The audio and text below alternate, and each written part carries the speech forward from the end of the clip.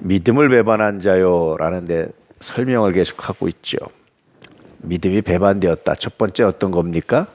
자기 고난당하는 친척, 돌보지 않는 사람들, 믿음을 배반한 자다.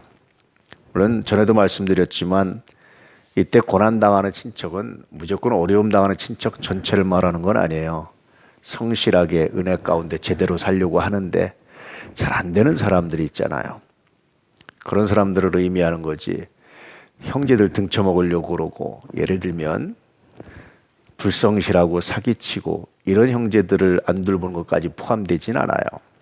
어쨌든 만약에 그렇게 어려움 당하는 형제가 있는데 돌보지 않으면 그건 믿음을 배반한 자다.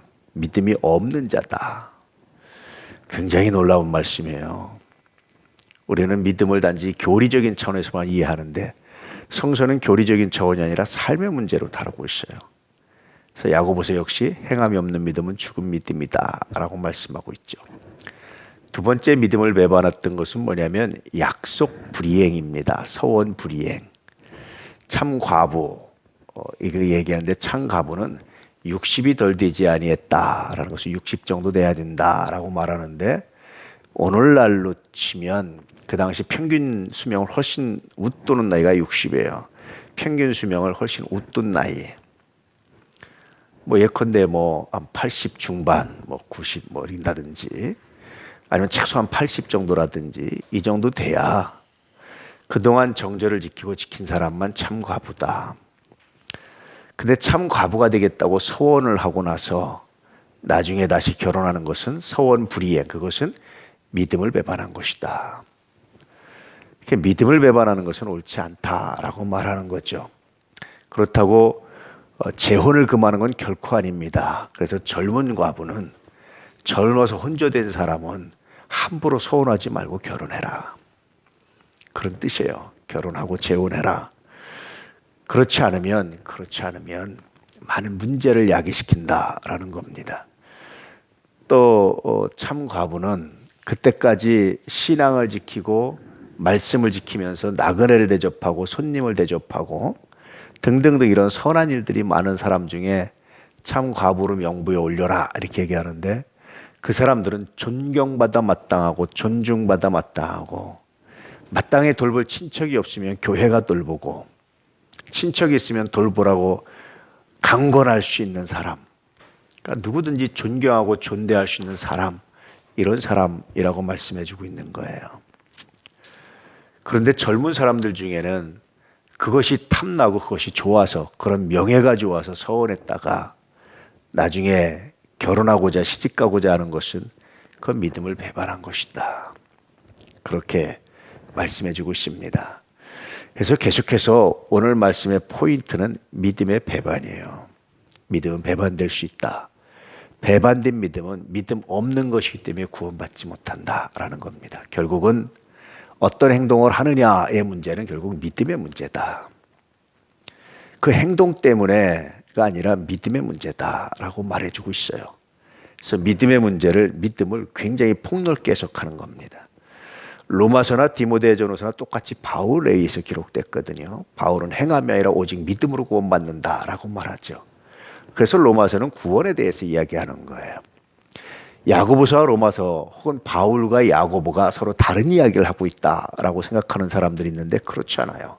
오늘 말씀에 보면 여전히 바울도 뭘 얘기합니까? 행함이 없는 믿음은 죽은 믿음이다. 그것은 믿음을 배반한 것이다.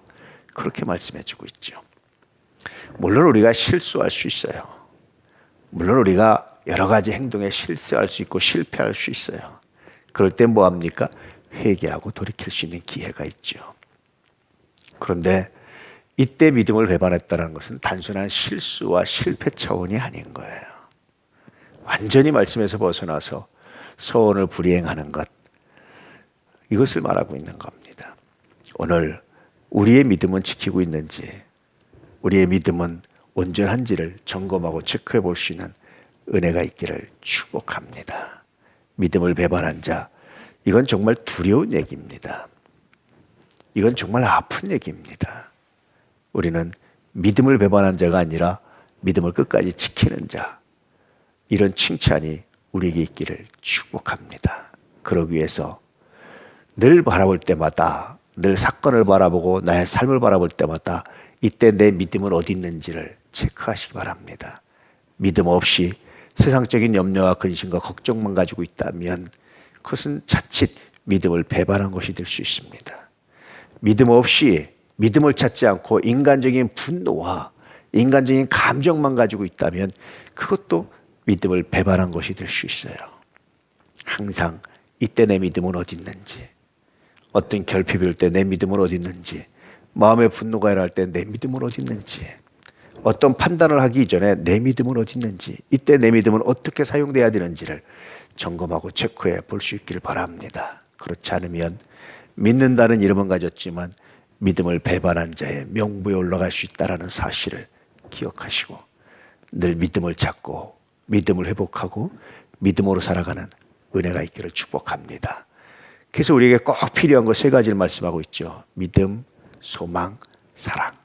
항상 이것을 체크해 보라는 얘기입니다. 이 순간에 나의 믿음은 어디 있는지, 이 순간에 나의 소망은 어디 있는지, 이 순간에 나의 사랑은 어디 있는지.